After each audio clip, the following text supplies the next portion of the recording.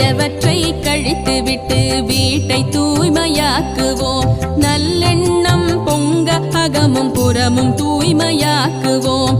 வாழ்விற்கும் வெள்ளையடித்து போகி நெருப்பில் கொளுத்துவோம். வளர்தல் உயர்தல் எழுதல் பொலிதல் நிறைதல் மிகுதல் பொங்கலே. பொங்கலோ பொங்கல் போகி பொங்கலோ பொங்கல்.